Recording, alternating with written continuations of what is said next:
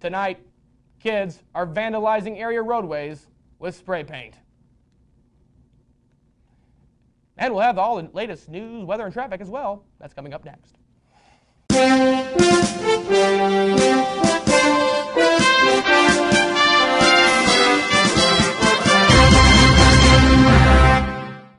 Welcome to another edition of Mondays in Midtown. I'm Mark Zinn. On this week's episode, we sit down in an exclusive interview with Michelle Rhee, former Chancellor of the D.C. Public School Systems. She was in town last week as part of the SLU Great Issues Committee's Education Week. A very captivating interview. We'll get to that in just one moment. We also caught up with Father Gary Seibert. He is a SLU Jesuit, and an interesting one at that. He has a little, his commentary relating to movies that you will debut on this week's episode. We also had a fun event. You've been seeing these commercials for Hoops for Haiti, a faculty versus student basketball game. That took place last weekend. We have all the scoop for you there. Students won. There's a little, what do they call those things, teasers? Spoiler alert, the students won the Hoops for Haiti basketball game. And then, of course, ladies and gentlemen, it's time to get into Mark's thoughts, though. The municipal elections are coming up on April 5th. In this Sunday's Post-Dispatch, there was a voter's guide, partially developed by SLU faculty member Kathleen Farrell, but there was a voter guide that was a really in-depth voter's guide for all the municipalities and all the contested elections throughout the St. Louis area. So everything from the Bell, Nor City Council race to City of St. Louis races. So check out that issue. It was a separate cutout. It was a voter's guide. So you had a lot of municipal elections just wherever you may live. You may live in Shrewsbury. There's races going on there. But since we're in Midtown, let's talk about the city of St. Louis real quick.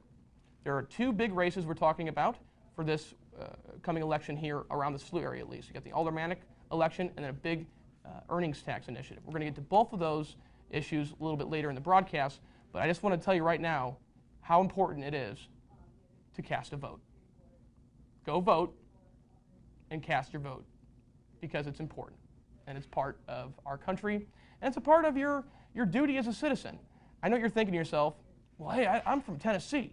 I don't care about St. Louis politics, St. Louis elections. Well, you live here. Even if you're from Tennessee, if you're a freshman from Tennessee, you're going to be here the next 4 years, presumably.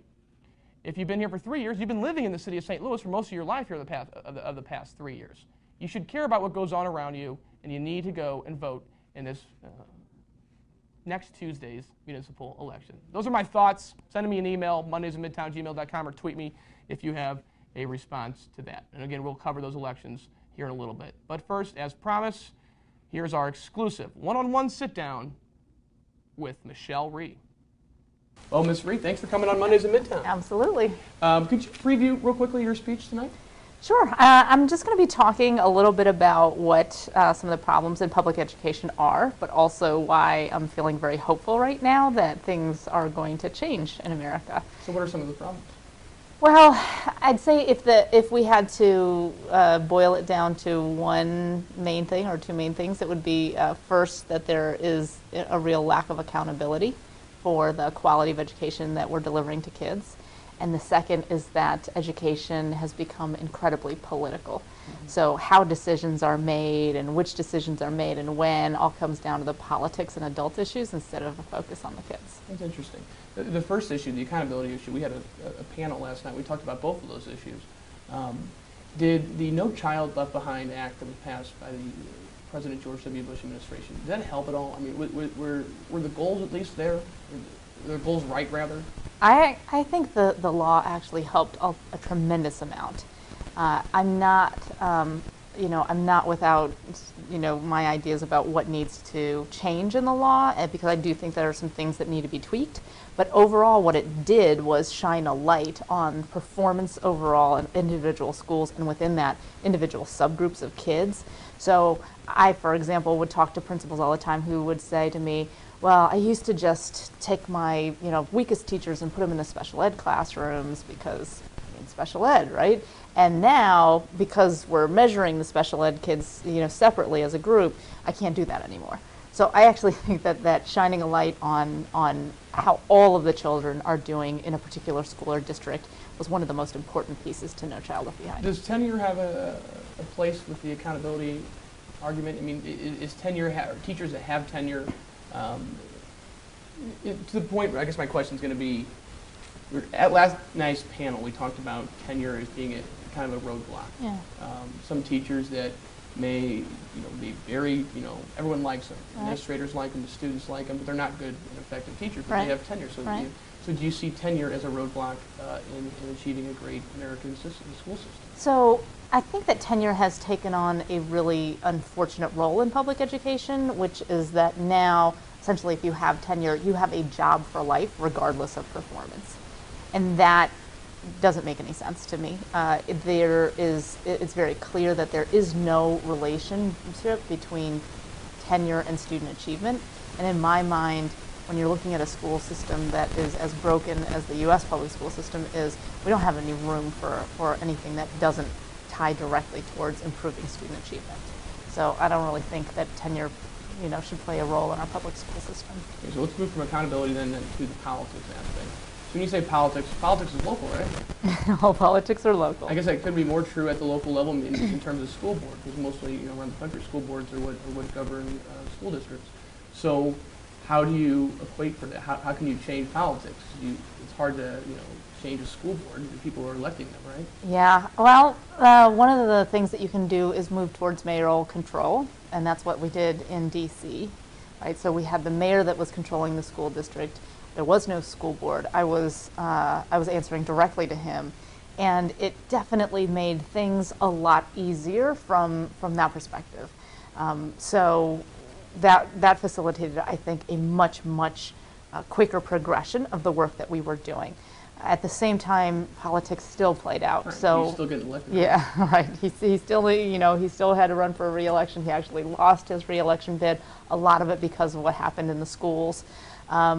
So, I don't know that you can ever take politics out of it, but I do think that there is a way to hold the politicians and elected officials more accountable. How would you do that? It'd be a grassroots effort, right? It has to be a grassroots effort, but that's part of the reason why I started my new organization, Students First. Well, we can talk about that for a second. Yeah. So we are an organization that was sort of founded off of the idea that in public education over the last 3 decades in America, we think that the agenda in this country, the policy agenda, has largely been driven by special interest groups. So you have textbook manufacturers, you have teachers unions, you have testing companies, you have all of these people, and they try to exert influence on sort of what kinds of policies and laws are adopted. And the problem with that equation is that you don't have an organized, powerful national interest group with the same heft as the teachers union that's advocating on behalf of children. So if you don't have the interests of children represented at the table, and you've got a lot of interests of other things, then you're going to end up with a skewed environment with lots of lopsided laws and policies. And so we seek to change that dynamic. When you look at Wisconsin, what's going on in Wisconsin right now, I mean, do teachers unions hinder an ability for a kid to get a quality education in any state? I don't think they necessarily have to at all. A lot of the times people say to me, well, what can we do to change the teachers unions and get them to embrace reforms and embrace accountability? And I always say, you're asking a little too much, right? The job of the teachers unions is to protect the pay, privileges, and priorities of their members. And they do a really excellent job of that. So that's their responsibility. So we can't begrudge them. We can't be angry when they do, when they're doing what they're supposed to be doing. The problem is not the teachers unions. The problem is that we don't have, again, an organized interest group that's advocating on behalf of kids that is balancing out the equation. And so I think that that's what's needed. And then when you have more balance to the equation, then I think you're going to have laws and policies that are much more focused on kids. Okay, so let's say you get the job to take over, I mean, we were talking about this a little bit earlier, but take over the city of St. Louis School District, okay? What can you do? I mean, with the limited knowledge that you have, what can you do to transform a school district like St. Louis, which is going through similar things as DC? Yeah. Well, I would say that the steps that needed to be taken in DC are probably the similar steps that need to be taken here in St. Louis. So the first thing that we did was we tried to clean up the central office. right? Because if people aren't getting paid on time, if they can't get their health benefits, if kids can't get textbooks and that sort of thing, then you can't really expect the organization to be operating particularly effectively. So first we cleaned up the central office, and then we put accountability pieces in place to make sure that everybody was very clear about what they were responsible for, and that was at every level of the system. And then it's about the hard work of just improving the quality of instruction that's going on in classrooms. Sure. If you, really quickly before we end this, I want to get to a few. We're trying to get in touch with social media in all aspects of life. We have some questions from Facebook and from Twitter. This is Jamie James. She's a recent SLU graduate. What reforms do you hope to see implemented within the next 5 years in terms of the American educational system? Yeah. I think the first reform that has to happen across the country is much more rigorous and comprehensive evaluation systems for teachers so that we can begin to differentiate the highest performing teachers and learn a lot from them. And then for those who are not as effective, we have to quickly develop them or move them out of the system. I think that's important. I think we need to change the culture in the teaching profession to make sure that we are really recognizing and rewarding the highest performing teachers, and those who are not performing, again, can leave the system. And that we're making decisions based on what's right for kids instead of what's right for adults. And so I think that if we start to focus our efforts on those areas, I think another thing that's really important is making sure that parents have choices, parents and kids have choices, that they're not trapped in failing schools. Sure. Oh, another quick question. This is about Teach for America, which you were a part of. And it talks about a 5-week intensive training program designed to set core members up for success from their first day of teaching. This person, Jake Reff, is wondering if you really think that a 5-week training program is enough to qualify people for the same teaching positions that many university students have to train for 4 years to become certified and licensed as teachers. Yeah. Well, I think what's interesting is if you look at the research on this, it shows that Teach for America teachers are not just as effective as teachers who are coming in with 4-year degrees, but in some cases they are more effective, particularly in teaching math. So I think it's less about sort of what the pre-service training is and more about looking at people once they enter into the classroom. Sure. And the last one is kind of a goofy question, but you said you had an answer for it. So what's the strangest / funniest name you have ever come across in your experience in education? Okay, so I have a good story on this. All right, we're ready for it. I used to work at the Teach for America Institutes, and I was in Houston one year, and I sort of oversaw the summer school program. So I was in the summer school office one day. This little kid comes in with one of our core members, and the core member says, "This kid is driving me crazy. He will not tell me what his name is." So I'm watching this whole interaction happening, and the school director says to the little kid, "What's your name?" And the kid says, "Ike Tina Turner." And the school director says, "I'm sorry, what?" "Ike Tina Turner." It's like, "That is not your name." So they're arguing back and forth. So then they, grab these other kids from the hallway and they're like, "Who's this kid?" And all the kids are saying, "That's Ike Tina Turner." So that was the child's name. Ike Tina Turner. And that's St. Louis roots with Ike and Tina Turner. That's pretty fantastic. And quickly, you've got a special golf umbrella from the College of Education and Public Service. I know. I feel like I could knight you or something. Feel free. Yes, All right. Absolutely. All right, I've been knighted in education. Thanks for coming on Mondays in Midtown. Good luck today. Absolutely. Thank you. And again, that was Michelle Rhee, former Chancellor of the D.C. Public School System, and we thank her for coming on Mondays in Midtown. You can go to our Facebook page if you have any comments or tweet us. Joining us now to talk about the upcoming municipal elections here in St. Louis, I'm sure which you know that we have coming up on April 5th, is Thomas Bloom and Max Jordan. They both are with the Young Democrats party here at St. Louis University. Good evening, gentlemen. Good evening, Mark. Good evening. Is that okay? Sounds good. Okay, good. Thomas, let's first talk about, there's really only 2 elections that we're looking at right now. If you can go ahead and throw that graphic up there. There it is, a nice election. So the first election we're looking at here as SLU voters will be the aldermanic president election, which features the incumbent, Lewis Reed, and a challenger. Who's the challenger? Maxine Johnson. She's a Green Party candidate. Green Party candidate. Now, is this race contested at all? Technically, but it's not going to be close. Lewis Reed's done a great job. He's very, very popular in St. Louis. Probably expecting it to be a blowout. Doesn't mean you shouldn't get out there and vote, because it is an important election and it's good to make your voice heard. So, Lewis has been doing all the steps needed to run a winning campaign. He's having a fundraiser, I think, this week. Yeah. And he's very well liked, very supported by the city party machinery, and we're expecting victory. Okay. Now the bigger issue on the ballot for SLU voters will be the earnings tax initiative. I guess the proposition, and it's confusing in the sense that if you voted no in November, I think you'll probably want to vote yes here in April. Is that correct? That's correct. Yes. In November, Proposition A was on the ballot. This was a ballot initiative that essentially it was statewide, and it required a few municipalities like St. Louis to hold a vote every 5 years on their earnings tax. Proposition A did pass, although 68% of St. Louis voters voted against it. It was largely financed by Rex Sinkfield, happens to be on our St. Louis University Board of Trustees. He's a far-right guy, has a lot of money. He's a very wealthy man. He's, I believe, the largest political donor in the state. Let me get to him in a second, because that's an interesting topic. We'll bring up Rex in a second. Max, the earnings tax initiative. If it failed here in the city, what would be the consequences of that? It would be tremendous. You know, I would almost go as far to say it would be a cataclysm for the city of St. Louis. The earnings tax funds a large majority of city services. It has a tremendous benefit to the city. It's been the main method of financing city activities for as long as I've been alive, definitely.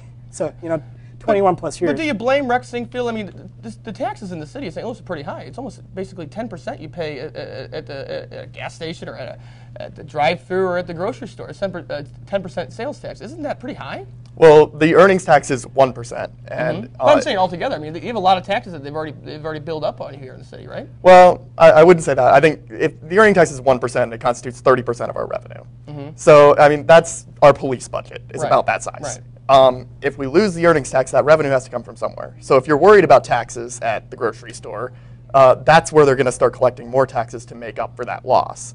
So you're saying if the voters in the city of St. Louis say, no, we do not want an earnings tax anymore, the city needs to start meeting to talk about how they're going to make up for this. They need to get the revenue from somewhere. somewhere. They really haven't done that. Because I mean, it's my opinion at least. I'll be interviewing the mayor tomorrow, which you can catch next week on the next Mondays in Midtown. We'll talk about the earnings tax initiative, I'm sure. But they're hoping and they're banking on this thing to pass, so that they're confident enough, I guess, in the city. Absolutely, they're confident in it. Like we mentioned earlier, 68% of St. Louis city voters opposed Proposition A to begin with. But that was a November election. Right? That's true. You got more people turning out. That's true, though. Who's going to turn out on April 5th? That's a very good point, but I want to emphasize there's a strong coalition of support for Proposition E, for the earnings tax in general.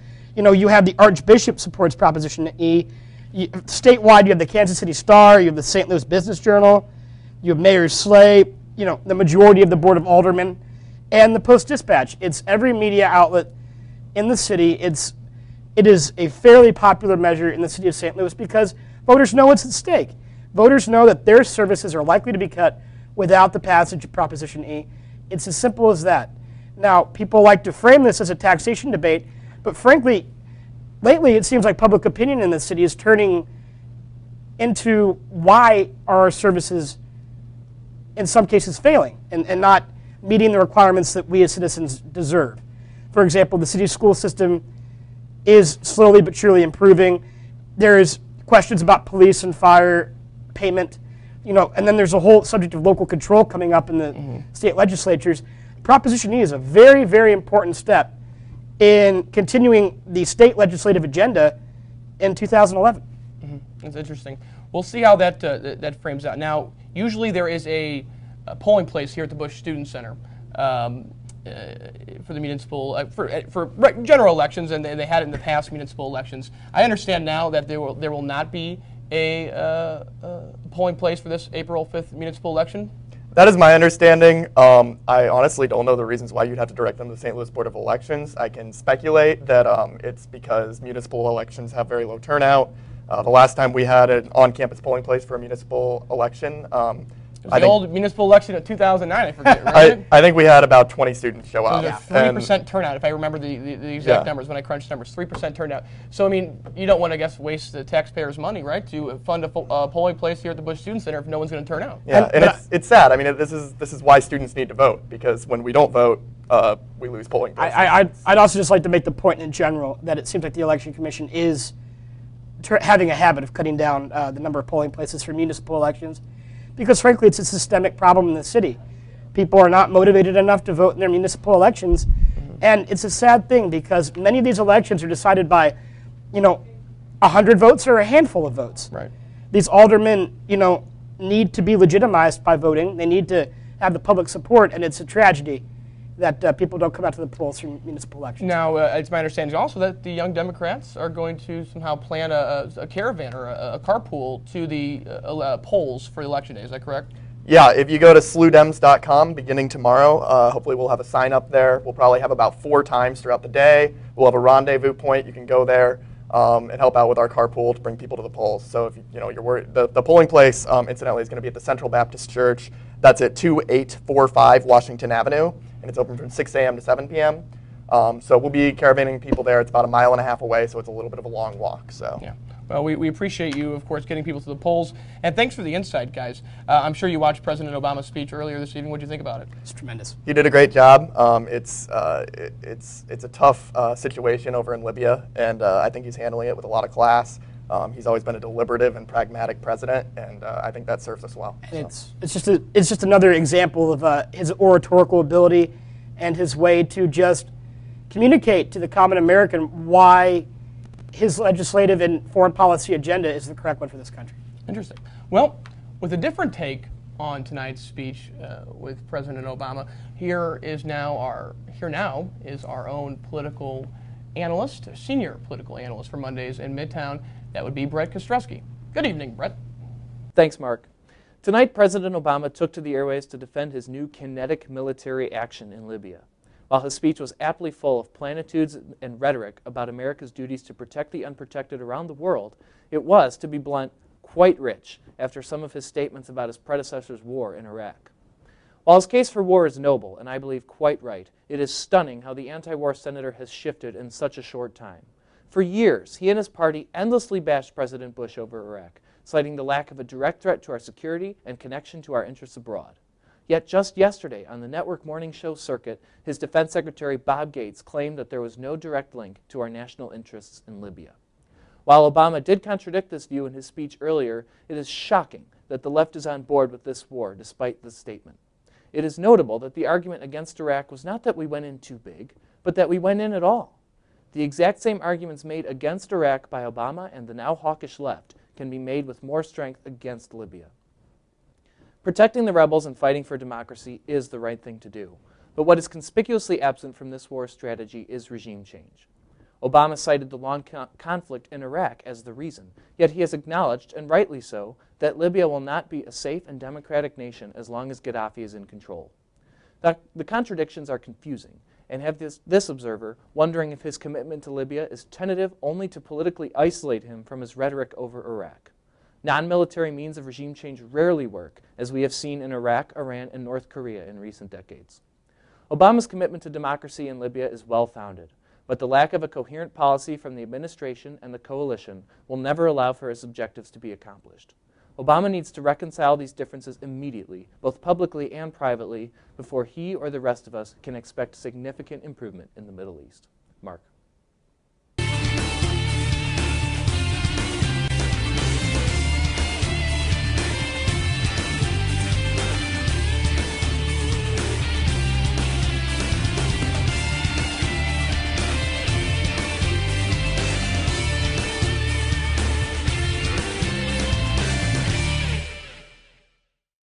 And welcome back. Joining us now is Lucy Hedges. She was one of the coordinators for this past weekend's Hoops for Haiti charity basketball event, which took place at the West Pine Gymnasium. And it's fun because, again, it's faculty and staff versus students.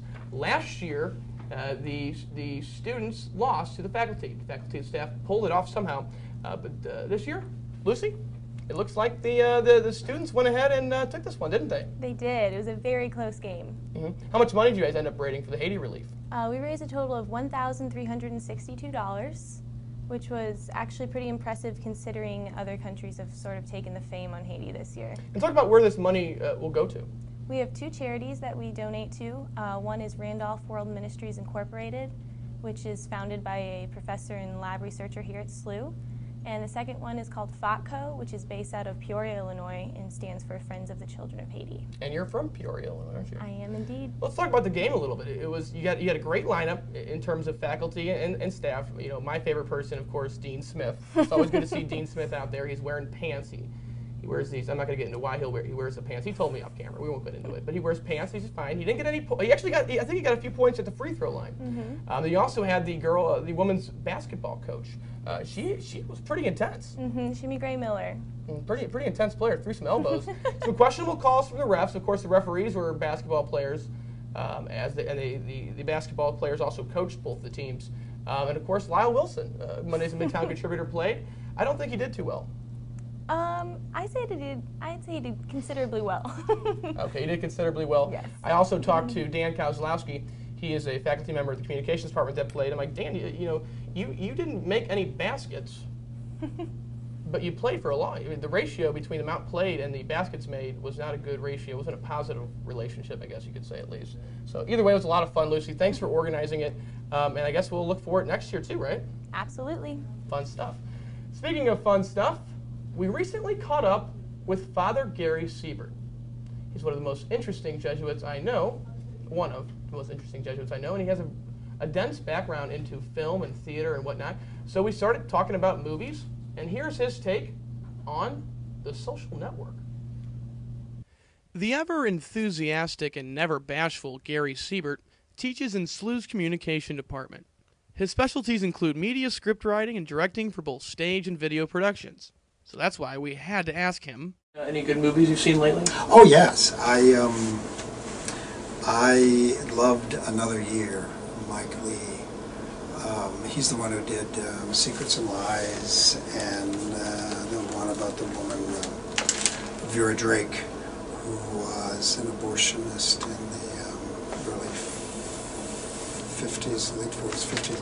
But this Another Year is remarkable because it really literally takes summer, fall, winter, spring. And the protagonist turns out not to be the protagonist you thought it was going to be. And Social Network, I think it's an extraordinary movie because it's done about a protagonist who has almost no ingratiating quality. What the movie sets out to do is to try to get inside the mind and hearts of kids who spend their entire lives on the internet and multitasking. And consequently their lives are quite splintered and their goals are quite... But I think it's a magnificent movie in terms of getting a snapshot of this younger generation and of the old prejudices and at the same time the great energy and drive that American youth have. And from my point of view, it just shows how we are letting our youngsters down by suggesting to them that making $1 billion as a sophomore in college is a worthwhile goal. The movie that I cringed to think about was the one about the little ballet dancer. I have lots of friends who were in the ballet, and I mean that movie the fighter was not the fighter, the one with Mickey Rourke. The wrestler. The wrestler was more down Aronofsky's path. I mean, I do think that said a lot about the coruscating images of fatherhood and manhood in this country. Whereas what this said, what this little black swan, was it Black Swan? I mean, it just missed the point completely of what ballet is all about, the illusion of power. And they had the nerve, and then that lesbian scene was just so distasteful. I mean, I could care less whether you have sex in the movie, but to have two of the most beautiful actors in the world do that for no reason whatsoever except it was like soft porn, not particularly soft either. And I just thought it didn't say much about the premise of the movie, which was fairly awkward. That's Father Gary Seibert, always an entertaining individual. We appreciate his commentary, and he's going to be a regular contributor in the next few months as we wind down Mondays in Midtown. Joining us now is Willie McKenna. He's our senior sports analyst, and Willie, Cardinals opening day. It's already Thursday. It's it's creeping up on us. Yeah, it's definitely coming up on us. We have a couple big games coming up this Thursday. Not just the Cardinals, but starting off, first game of the year, we're going to have the Detroit Tigers. They're going to be the New York Yankees are going to be hosting them. That's always a big day in New York. Then we have the St. Louis Cardinals taking on the San Diego Padres here in St. Louis. And then to finish the night off, we have the defending world champion San Francisco Giants taking on their arch rivals, the Los Angeles Dodgers. So that'll definitely be a game to look out for. Let's talk about the Cardinals real quickly. You went down to spring training over spring break, so you saw the team play. Give us your prediction for this upcoming baseball season in terms of wins. Are we going to be in the playoffs? You know, I think there's a lot of hope for this team. There's a lot of question marks also, though. It looks like Kyle McClellan's going to be the number 5 starter, taking over for Adam Wainwright this year. But you know what? I think that you look for a really close race down the line. The Cincinnati Reds and the St. Louis Cardinals, top 2 teams in the NL Central, and they're going to be neck and neck all season long. I think you can maybe look for the wild card out of the Central, but I'm going to go ahead and give the Cardinals about 88 wins this year. 88 wins. We will keep a track on that on our Facebook page. Thank you, Willie, for joining us. And now it's time for Communicating with Dr. Z. Schaefer. Today I'm going to be talking about how to have a conversation with an authority figure, and specifically how to ask that authority figure for a raise, because hopefully that's something we all get the chance to do at some point. I'm going to start off talking a little bit about a communication theory called the coordinated management of meaning.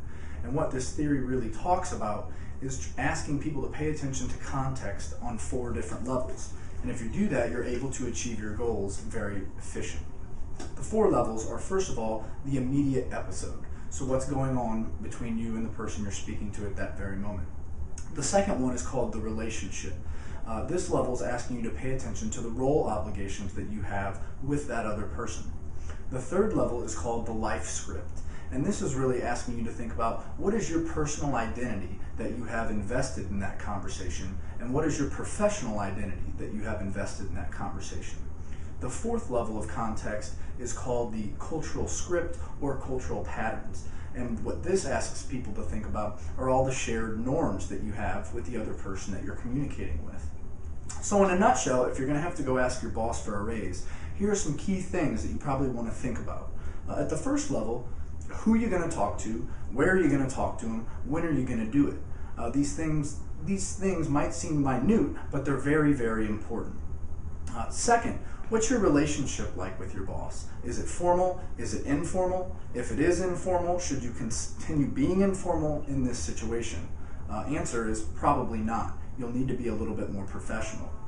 The third level, you need to concentrate more on your professional identity, and specifically do some research and planning before you have a conversation with your boss when asking for a raise. Because you're going to need to lay out some evidence as to why you think you deserve that raise. The final level of context that you need to think about is shared cultural patterns. This is something along the lines of what is the norm in your organization? Do people even ask for raises? Is that typical? Because many organizations will approach you for raises and not vice versa. So in order to have effective conversations with authority figures, specifically when you're having to ask really difficult conversations, make sure you're paying attention to all the levels of context involved. Thank you. And again, that was SLU Communications Professor Dr. Z. Schaefer.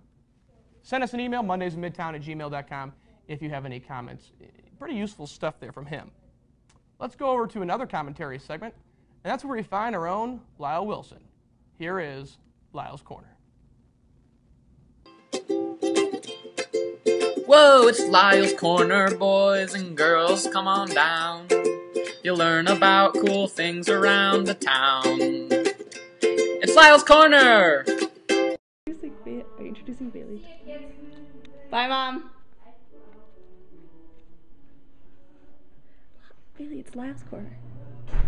It's Lyle's Corner. Say hi to Lyle's Corner. For some mountain footage. That's Denver.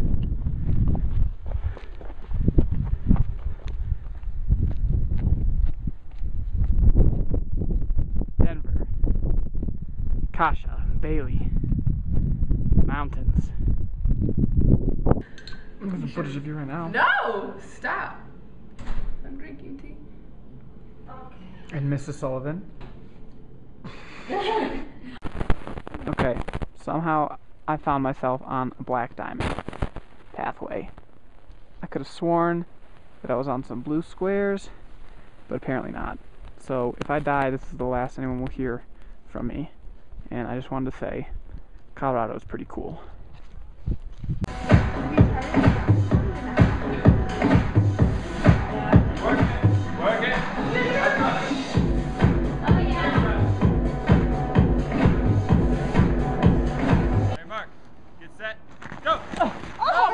Wow, Danimal. Go, run! Go back! Go, Lyle, go! Go, Lyle, go! Danimal, stop cheating! Go, Lyle, go!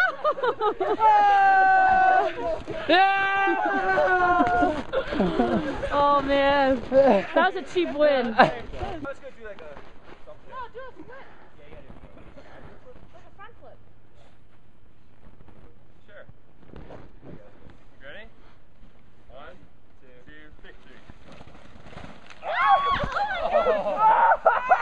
Ready? You should go. Mike's on that side. Just do it. You're over here, right? All right. Oh, yeah.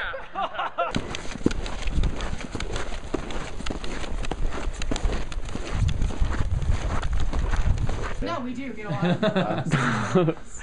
I think. Hey, give me a 360. Give me a 360. Wait, I want to. Can I get a photo with him? Do you have different colors?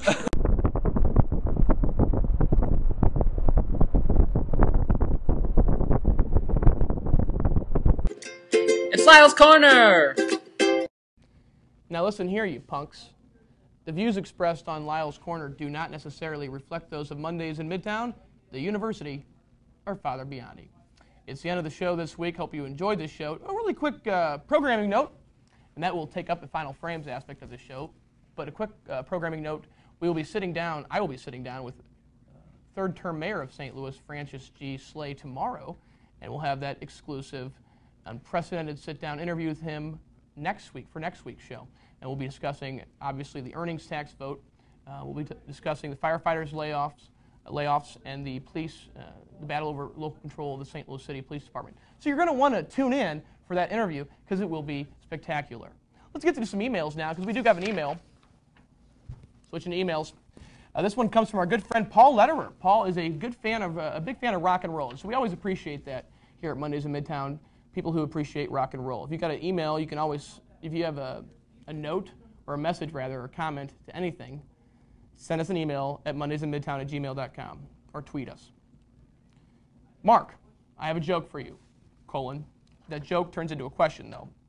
So the question is, what did 50 Cent say to his grandmother when she knitted him a sweater? He says, he replies, "Gee, you knit?" Which is obviously and clearly a reference to popular culture. G-Unit, I'm being told by Mondays in Midtown producer Taylor McDonald, is some sort of group of rappers, and they're what? Founded by who? Founded by 50 Cent. So 50 Cent founded this group of rappers, and apparently they did collaborate somehow though with the Massacre CD, which I am a proud owner of. Very good CD of rap. So again, mondaysmidtown@gmail.com. Good joke, Paul. Send us a joke. If you send us a joke, we will email you something back. And finally tonight, I don't know if you realize this, but you as a citizen of the fine state of Missouri are eligible to receive free things from the state government, free publications. And I have now 3 of the things that you can get for free. We're looping the video. All you have to do is log on to the Missouri Secretary of State's website and follow the prompts, one of which says, order the Blue Book. What is the Blue Book, you may ask? This guide. It's big, blue. It's the official manual of the state of Missouri. It lists every department, everyone you can think of, every function of state government is listed here, along with some fun facts about the state birds and whatnot. It lists radio stations, media outlets, but here's the kicker. Okay, it lists every state employee, from a janitor at Mizzou to a computer information specialist at the State Public Defender's Commission's office. It lists every single employee and how much they earn. So just a quick plug, because this is official records, ladies and gentlemen, and this is your right as a citizen to access these records. Let's just see real quick how much our good friend Betty Schaefer is a legal counsel in the Missouri Circuit Courts, and she makes $54,360 a year. All this available to you for free. You can also order the Constitution of the State of Missouri. That was cool. Pretty awesome. Constitution of the State of Missouri. And you can also order the official Missouri roster. All these things can be done on the website. No cost of shipping. They'll mail it right to your student mailbox here, and you can start researching and having the time of your life getting close with and touching the state of Missouri. So that's our show for this week. I hope you had fun. I did. Mayor Slay's next week. And here is Alonzo Garbanzo. Good night.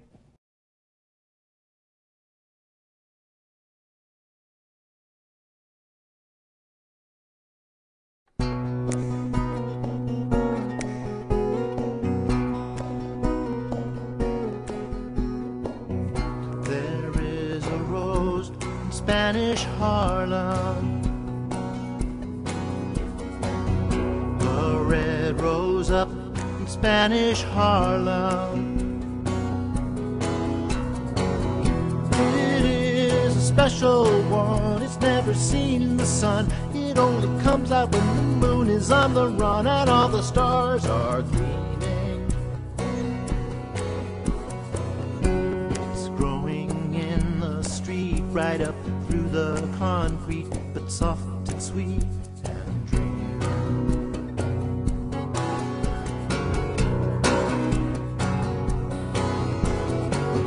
There is a rose in Spanish Harlem,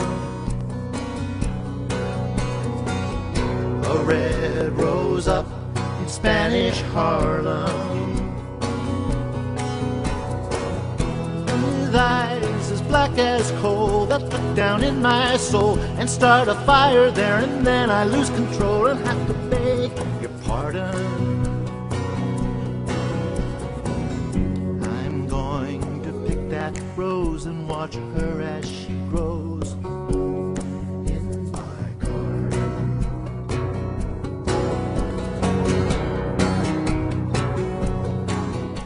Oh, do that one again. Firefighter layoffs tonight on Mondays in Midtown. What? Oh, all right, let's do it again then. Spray paint.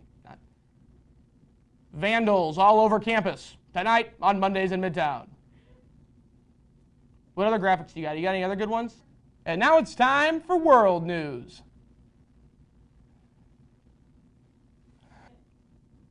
Switching to the NBA now. Nobody cares because nobody watches it. It's all about the tagline after it. Speaking of paper mache, speaking of confetti.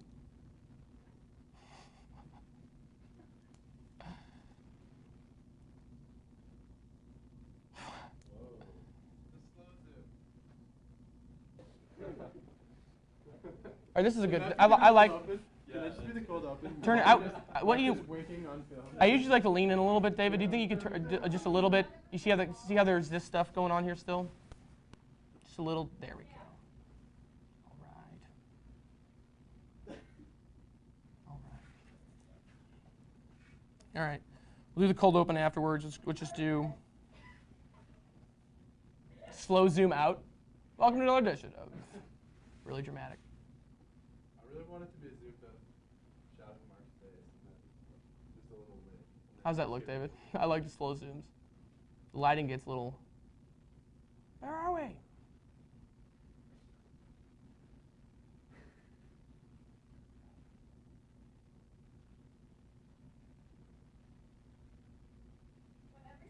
Mondays in Midtown.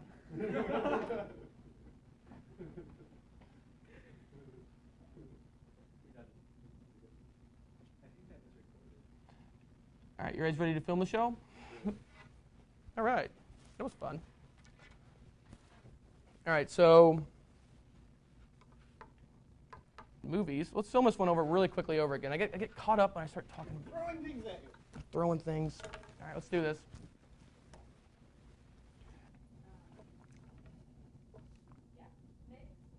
Oh no. That's going to be big when we do the emergency preparedness video. Yeah. You know what I'm saying? We can simulate an earthquake. Mom? Dad? What's happening?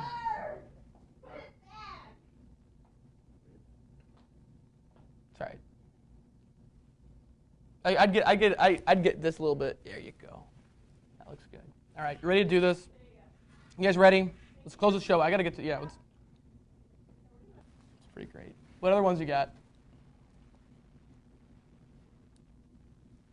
Switching to global. I don't like that one. That one's lame. Just kidding. We're in Midtown. No, just kidding. Just kidding. We're still in Midtown. Oh, here we go. That's a good one. Switching to NBA now. Nope. Oh. All right. All right, let's try that one again. I'm going to say switching to the NBA. You ready?